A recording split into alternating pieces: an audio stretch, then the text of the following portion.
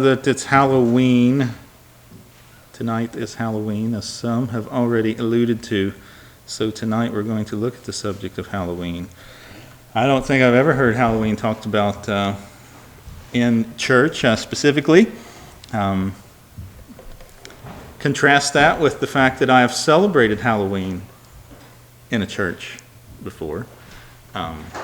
So not in the sense of changing the name of it to a harvest party or a hallelujah party, as I saw recently. Yes, that's true. But I've actually, so a lot of the stuff that I talk about here tonight, I've participated in. And no, that doesn't mean, you're still okay, so it's all right to do those things. As most people will attest to the fact, I am in no way, shape, or form okay.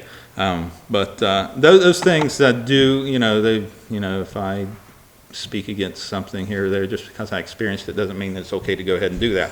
But a lot of people do go through these things and, they come out okay. Yeah, you're not, everybody's not going to suddenly become demon possessed if they go trick-or-treating tonight.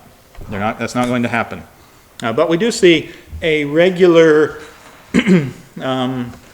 move within the church, not just in this, but in just about everything, where we move as close to what the world system does, as long as we can still maintain God's system we think is still there. And at the same time, the church generally does those things, and not everybody does those, of course, but at the same time they do those things, there's also a cry from within the church asking about why are we so powerless as a church. And I think maybe those two things are connected a little bit.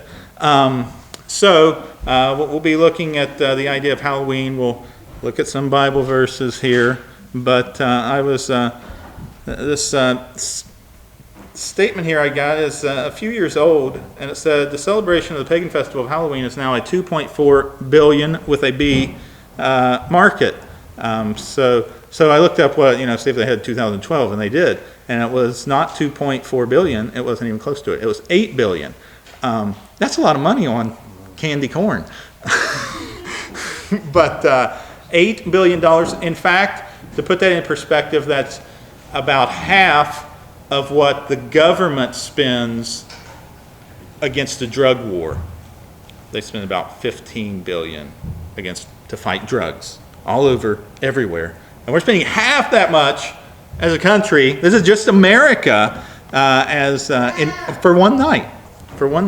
Regarding and says it's a third most popular party activity after the Super Bowl and New Year's Eve, and then comes Halloween. It says this is a difficult time for Christians, though as I found out earlier today, it's not all that difficult. Unless you say something about Halloween, that a Christian shouldn't be doing that. It's. I think a lot of people are waking up to the idea that maybe we should take a look at this stuff. Maybe we shouldn't really be doing that. If you already have the mindset and have had the mindset for a long time, we shouldn't be anywhere close to that. That's good. A lot of people don't have that mindset. As we'll see. But looking a little bit at the background, and we'll try and tie in this background all together with what's going on today. But the background goes back to, as a lot of things do, before the time of Christ, actually. And you might be able to tie some of it into Babylon. That seems like everything goes back to there, doesn't it? But definitely to the Druids, which were basically in Britain, Ireland there, and before the time of Christ. And So there was a festival called Samhain where they worshipped a god called Samhain. And does anybody want to take a guess what this god was the god of? Harvest? No, that's a very good guess though, because that's essentially, it was connected to that. It was connected when they brought the harvest in. They would do this. This is very connected to harvest, which may tell us that it's not necessarily a good idea just to rename it a harvest party and say that it's okay and we sprinkle Jesus on top. Not that you can't ever have a celebration regarding your harvest, but the idea is, are we just changing a few things around, a little bit of terminology, and doing the same things the world does? It's the god of death, of what, of course, we find all around us. Of course, they had to cancel the celebration of death in some places this year. For a few days, they postponed it. They didn't cancel the celebration, right? Well, even in my hometown, where I grew up, they postponed it until, I think, tomorrow. But it was a festival celebrating Samhain, which is a god of death. And the Druids, if you look at them, they were a priestly people, but they weren't a righteous people. But they were regularly involved. Julius Caesar and lots of others also tell us that they were in, because he went there. Of course, we know the Romans go conquer everybody, because that's just what Romans do. And they actually had a pretty difficult time in Britain. But they were there, and they wrote about how there was lots of human sacrifice going on there. And one thing they would do, today you can go knock on a door and, you say trick or treat, and you might get you some candy corn or candy bar or something, or if you got a really righteous person there, they might give you a tract or something like that, or maybe they'll give you an apple. Sometimes people do that as well. But back a couple thousand years ago, when you went to knock on the door, you weren't asking for candy. Anybody got to guess what you were asking for? Well, I know that it was trick or treat, and if we didn't give them what they wanted, then they were going to do a trick. Yeah, that's true. Yeah, these are the highest stakes trick or treating for these people. They wanted a person, so they could go sacrifice them. And usually they wanted a female. Why that is, I didn't look up. I mean, you could read about this stuff probably till you die if you wanted to, but I didn't really want to do that. Nor did I have time to. But they typically wanted a female. I was like, why would they want that? I don't know if there were, some sexual connotations to that. I don't know. I do know this, and we still see this in places like China and other places in the world, that daughters are not nearly as revered as sons. So you would be more likely to give up a daughter than you would a son. And it's also interesting that we see that within all sorts of paganism in all cultures and all across the world. And yet when we see Christianity come, typically the women are elevated, and but yet, as long as we still try to contend for different roles for men and women, we're somehow demeaning women. Well, exactly the opposite is true. What's really demeaning to women is to go knock on somebody's door and tell them you want their daughter so you can kill them. That's really, really demeaning. That's not a good thing. So that's their trick or treat. That's what they were doing. But this was all surrounded around October 31st. It's the end of the year for them because it's the end of the harvest. And so this is when all sorts of land deeds and things like that would begin to be remade and redone. And, they would do that, and, they would play a serious trick on you. And they said usually somebody ended up dead if you didn't, by the morning, if you didn't do that. All right.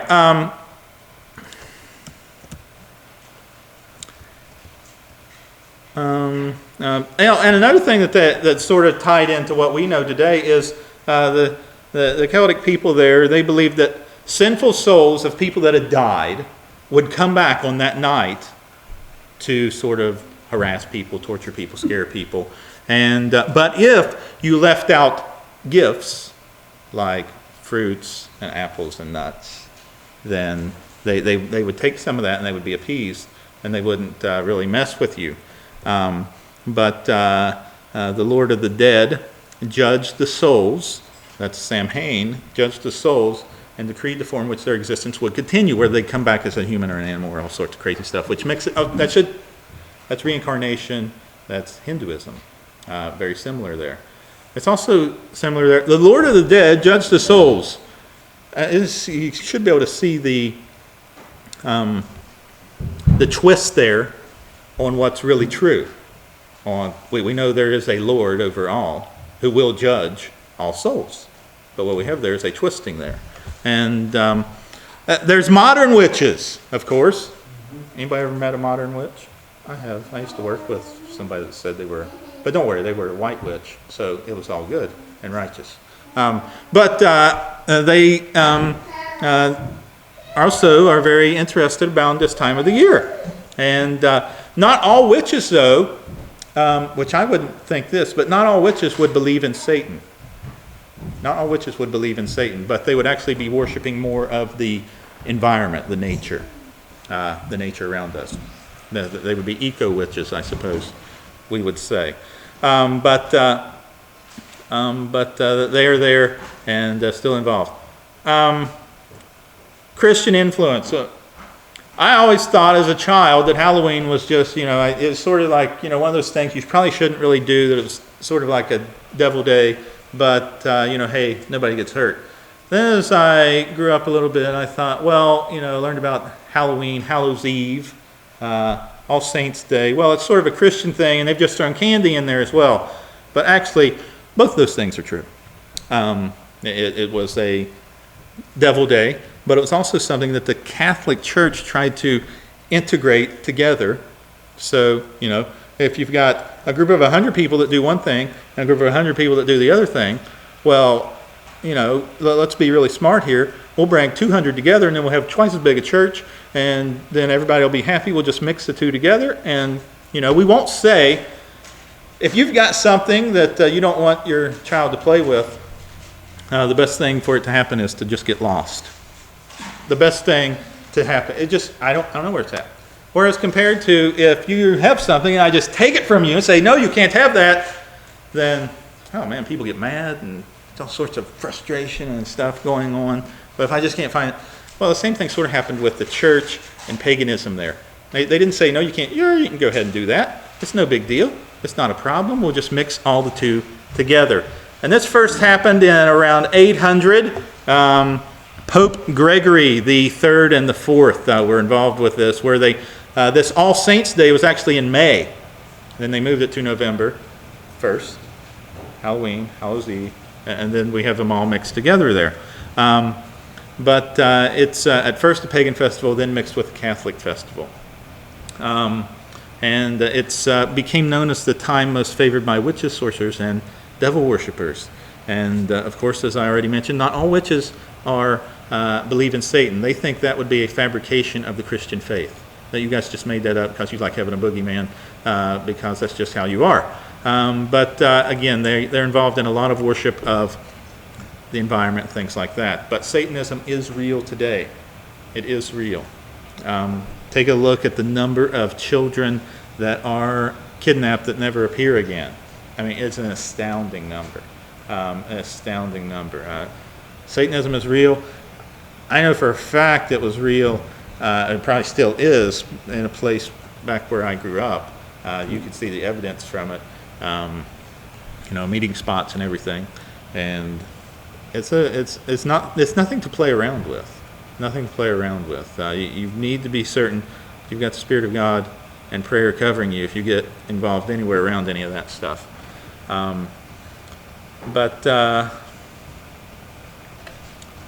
Okay, we've heard probably about physical dangers around Halloween for people. Now, the spiritual dangers are much more severe. Of course, one statement we should use to guide our life is actually when we looked in Sunday school Sunday morning, 1 Thessalonians 5:22, avoiding the very appearance of evil. This would seem to fit there. So 1 Thessalonians 5:22 and 1 Corinthians 10:31 tells us to do all things to the glory of God. To do all things to the glory of God. And so it would seem, I think, that we can make inclinations that we probably shouldn't be involved in a whole lot of this stuff.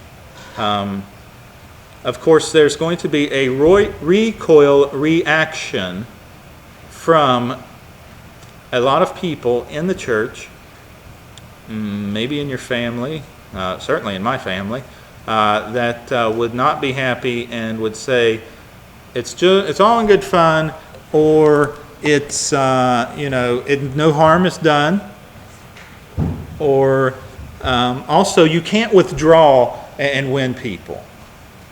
You can't withdraw and win people. I'm not trying to withdraw. I'm just trying to tell you what you're doing is wicked. I wonder how that'll go over. Probably not very good, will it? And I'm not even trying to tell you that. Let's look at Scripture and look at what those things say. Don't take it on my opinion or what I think. But most of these activities we've listed already so far, most people are like, going and taking people's children and killing them isn't really a good thing. It's not a positive thing to be involved in. And the problem is people say, well, it's all in fun, and, they don't know the difference. That's the exact problem, actually. People don't know. They don't have a clue. They don't have a clue what's going on. But sometimes that can run counter to the command of what God desires. And when we engage in tributes to demonic things are either demonic or righteous, generally speaking. And when we're engaging in satanic things, then we are engaging in satanic things. They're not righteous. But when we can look at pagan festivities in light of what they really are and what's behind them, and the reason that, one of these things that's really important is because we see the history of it, but yet we still see those same things happening today. No, we don't have people boldly coming and knocking on my door and asking for people to go kill, but we do know it still happens. We know that happens. Well, we know that people disappear. It regularly happens. And the idea that Satan is real and that this day is one of the best days that witches and Satanists and occultists love. They love. It's their day. Just a little harmless fun. Or so we're told. But we're failing to acknowledge, if we participate in these things, we're failing to acknowledge the reality of them, of what they are, that these are demonic forces and their influence, or we think they're not really all that powerful and we can't be affected. As we talked, Halloween isn't what it used to be. No, but it's still a lot of what it used to be. It's still a feast of Satan and things dealing with Satan. Trick or treat, we talked a little bit about that. And how what do we say? The stakes were really, really high, and they would ask for people, candy, nuts, apples, money, while dressed up as a grotesque being. The spirits were thought to throng about the houses of these people, and that they would go and try and cause all sorts of havoc and things of that sort. They would have a big feast in the whole town, and at the end of the feast, the people that are masked and costumed would be paraded to the outskirts of town, representing the spirits, and they're leading the spirits away because the dead might cause trouble for the people. That's what people were doing. If you don't do this, what's going to happen? Well, you're going to get sick. You're going to die. Your livestock are going to die. You're going to have a bad year of crops. Your milk's going to turn bad. Your food's bad. All of these things.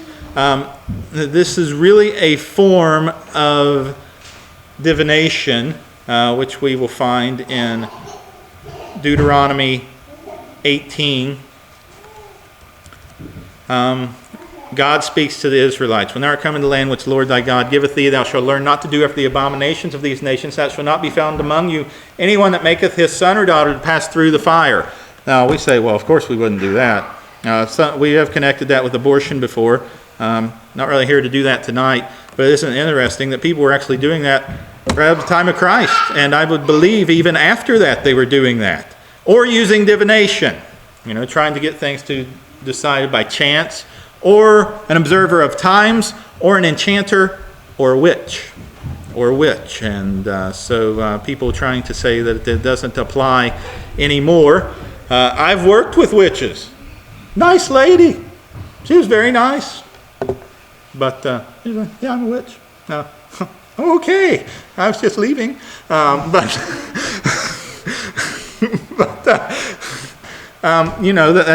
That's the reality of it. That's the reality of our world.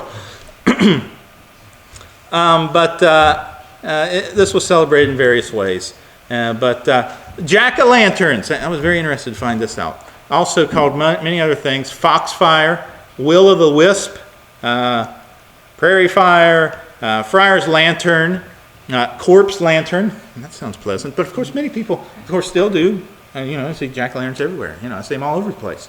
But a couple of different takes on that. It was believed to be maybe a wandering spirit who could not find refuge because of a particular evil deed that he did.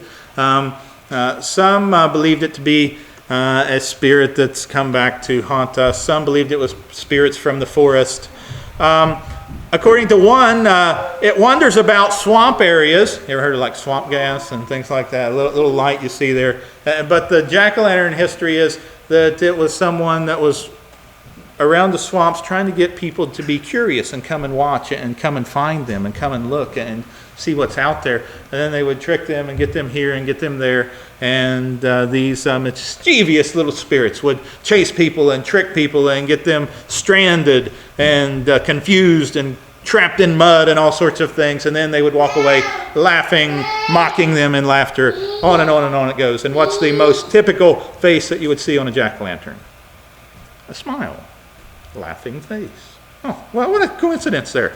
But that's bonfires. Everybody likes a good bonfire, right? Well, you might. But that, again, is back to the Druids. And they would, you had to build a bonfire, what do you need? Wood. You need some wood. Where are you going to get it? Well, you need stuff to burn, so you'd have to go to the house and say, hey, we need something to burn. And actually, that's in these bonfires, they would find stuff you wouldn't typically think about burning. These things breathe and walk around and move. And some of them talk. So those are some things they found in those fires. And why would they do that? Well, they had to appease the gods. They had to, so we'd have a good year the next year. And they would all extinguish their fires at home and congregate as a community together. Now, I wonder, I see the reactions of people today if you don't participate in this festival right now. You're just crazy, you're a nut job, and, I don't know what's wrong with you. I wonder what would happen if, 1,500 years ago, they were having this festival, and they were going around collecting things to be burned. And everybody put out their fire at their house, and they came out to this big bonfire. And you said, no, I'm not going to do that because you guys are a bunch of wicked people worshiping the devil. I wonder how that would have went over. I think they probably just found what they were going to burn, because it'd probably be you. So we just imagine what that would be like to try and stand up to that and to people locked in darkness there. How would that go? It wouldn't go over very well at all, just like it doesn't go over very well today. Now, thankfully, right now, nobody's burning anybody in America that we see. Sure, it happens, and we can find crazy news headlines about it, but typically it doesn't happen in America, but maybe we're headed there. But it did happen, and I think we read Scripture towards the end that will happen again. Maybe not exactly like that, but the thing about trying to stand up for your beliefs there, very, very difficult. But they would all extinguish their fires, because I was thinking about that as I see all these people that I may know, that as they go to work and they're all dressed up, it's dress up day, we all dress up for Halloween day. And I was like, man, I'm glad I don't have a job like that right now. The idea that, you're going to have to, oh boy, I don't really want to do that. Boy.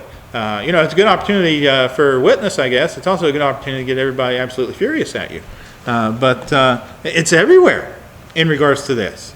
Some people were out and about today, and they just said Happy Halloween to them over and over again. And you're sort of like, what did you say? Ducking for apples. Everybody ducks for apples, don't they? The Sam Hain practice did it as well. And it dealt, whoever got the apple first was getting married first. Divination. First one to bite into the apple would be the first to marry. So what do people do? I've done that in the church too. Bob for apples.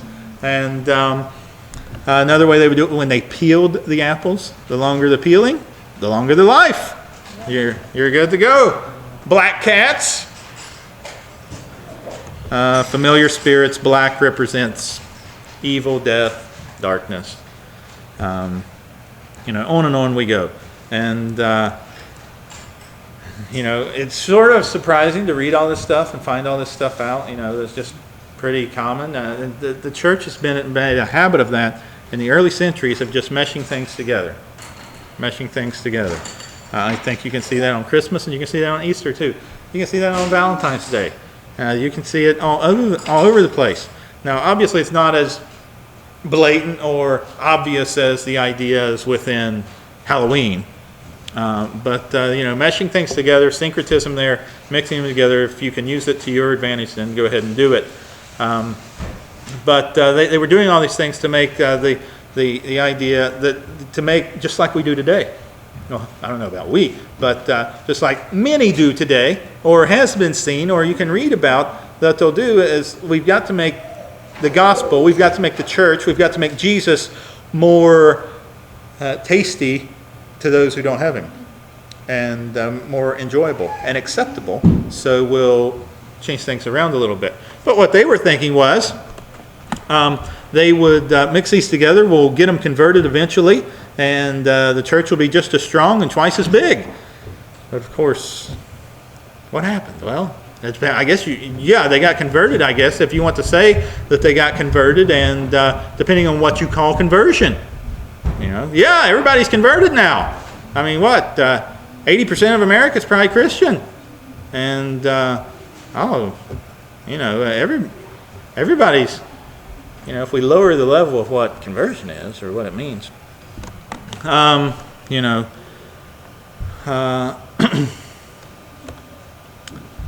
another thing they would do, trick or treat variation, is All Souls Day. Anybody heard of that one? You guys aren't very good Catholics, are you? But that's the day after All Saints Day. So that'd be November 2nd. And that's a day when we would go around, we would be given cakes. We would ask for cakes, and the more cakes I get, the more souls I'll pray for to get out of purgatory.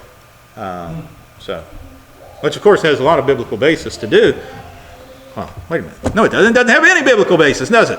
No, it has nothing there, but that's what people do. Another variant on that, just so I don't get everybody after me, is to fast instead, but nonetheless, same principle there, and we're not really commanded to be praying for people in purgatory, a place I don't think exists. So, Jeremiah tells us in chapter 10 and verse 2, do not learn the way of the heathen. Do not learn the way of the heathen. 2 Corinthians 6, talking about holiness there and being separated and living differently. Romans 16 tells us, I don't know the exact reference there, but within that chapter he tells us if people are teaching things differently than I've laid out to you, you just separate from them. Just get away from them. Now I wonder what he would have to say about stuff like this. I mean, it's just unfathomable that we even have to discuss these things. But there it is. And people do these things because of tradition. Some churches and Christian organizations even go public with haunted houses, it says, desiring to scare the wits out of people for profit. But I've never been part of one of those, I don't think. I think I may have attended a haunted house with a church group, not put on by a church group. Yeah, I've done all sorts of crazy stuff that I would not encourage anyone to do, and that my children don't do. In no way, shape, or form. And but those are things that people have been messing around with. What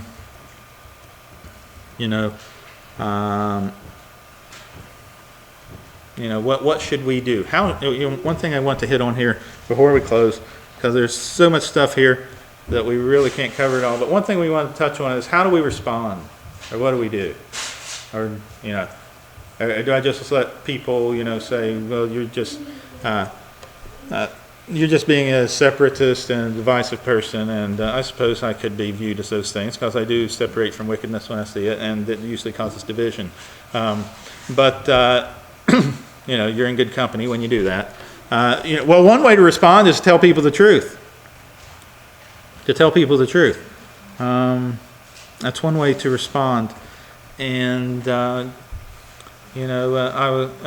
been told many times on other issues as well that what we really need to do is just, we don't withdraw, but we go ahead and participate and be a shining light. Now, I'm not exactly sure how you be a shining light when you participate in evil things. That's sort of like, you know what, everybody's committing adultery, but, I don't want to withdraw from that. I better go ahead and participate in that and, just try and be a shining light there. That's just nonsense, isn't it? But that's what we have on this and a host of other issues.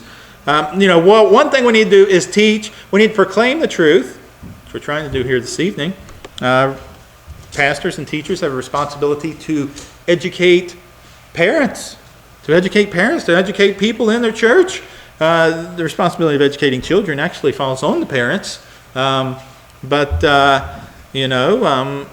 church needs to do teaching on that as well. And also understanding, are there alternatives? Are there alternatives to look? Now, some people are really in favor of changing a Halloween party into a harvest party. So, the first answer we got on asking, what do you think was a celebration of? And somebody said harvest, which is exactly right. That's what it was, celebration of the harvest. We got all our food in. Let's come have a party and burn as many people as we can, and it'll be another good harvest next year. That makes perfect sense to me, I tell you. I don't know. It's just amazing the plan and the plot and the things that the devil can get people to do and to believe. It's unbelievable what people will do, but they do it. So harvest party may not be the best thing. Now, I'm not saying you can never get together and celebrate and say, boy, we had a really good harvest. I'm not saying you're sinning if you do that. But if what we're doing is basically all the activities of Halloween that the world does, and then just slapping harvest party on it, we might want to check that out. If we're just saying, hey, we'll dress up like these people instead of those people, and we'll still hand out lots of candy like these people instead of those people, and we'll even have tracts, and if we're just playing off the same thing, I don't think that's a good idea. There are alternatives, though. I don't think that's the best one, though. To get together and to celebrate your harvest, though, yeah, that's okay. To say God has done this and we are thankful for him, and but incorporating the ways of the world and what they do is not the way to go. In fact, it would be more Christian to retain the name Halloween than it would be to say harvest party. Because Halloween, at least Hallows Eve, at least you're being Catholic there, I suppose. So some would go off into venturing to believe that in a different way. And if you have children dress up like those things, you may make them Bible characters or other things, or music groups or whatever, Christian music groups, of course. But, whatever it might happen to be, you can do that. But I guarantee you in the child's heart, it's still, we're still celebrating the dress-up holiday called Halloween by the world, where you get lots of candy and it tastes really good. It's the improper spirit, I think. The word calls for separation from us. It isn't going to traumatize anyone if you don't allow them to dress up like Casper. Nobody's going to be traumatized. It's going to be okay. People, get a grip. That's what, not that anybody in here has told me that, but, I have heard that many, many times. Here it is, Romans 16:17. I wanted to look that up. Now I beseech you, brethren, this is the Apostle Paul writing, mark them which cause divisions and offenses contrary to the doctrine which you have learned, and avoid them. Contrary to the doctrine we have learned is, some of the practices we've mentioned here, I think, are contrary to the doctrine that God would desire. The amazing thing is that would probably be turned on its head against the person that actually desires a true biblical doctrine there, because such a massive amount of the church embraces this idea here that we're dealing with of Halloween. It's, again, a responsibility, because it's responsibility to teach the truth, because if you don't do those things, then eventually you have to deprogram. I know, because that's me. I participate in a lot of those things. I have to get it all out of my system, because infected by the world, we have to be deprogrammed at a later date. Children who are taught the truth and are taught to love Christ and the principles of God and what the truth is behind Halloween, it's full of the devil. You know, you don't have to be talking about how everybody's getting burned up or not if they're 2 years old, but if you teach the truth, they will embrace the truth. You know, they won't say, boy, this God's a rotten guy that doesn't let me get any candy corn that one night. You know, that's not true. But we should not have anything to do with a celebration that glorifies the power of God's enemies. And, it, and again, have you heard, I'm sure you've heard, lots and lots of youth are leaving the church. That's a big problem. Have you heard people say, you know why lots and lots of youth are leaving the church? It's because their parents didn't let them celebrate Halloween. I haven't heard that. I've never heard that. In fact, I would say the exact opposite is probably true.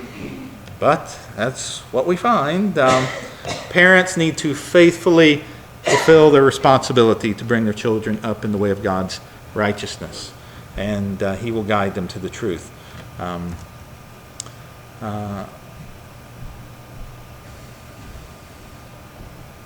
Biblical alternative to Halloween, a church service, much as we're having this evening, which educates Christians to these and other dangers, which we're doing this evening, and which continues in worship, praise, and prayer, which we have done this evening, an idea whose time has come. Another really good idea is to have a service. Another thing is to have a service to educate parents on how to be parents. There's really no manual out there that's really good on that unless you look at the Bible. It's a time for people to contrast their faith with the world. It's a time for us to contrast our faith with the world because they're different. They better be. They better be different. And it's not a time for, it's not that big a deal. This is not a trivial matter. Satan is alive. He is powerful. Souls are being lost. We talked about people leaving the church. But God is alive. God is alive. Another thing you could do if you wanted to do something on that night would be to incorporate something in dealing with the Reformation, because that also is October 31st. And being such good Anabaptists that you are, I'm certain you know all sorts of things about that. But that's one thing that people can do, is to get in the idea of Reformation and what occurred, not that Martin Luther is some sort of deity, but it was 495 years today that he nailed his statements that made a few people upset.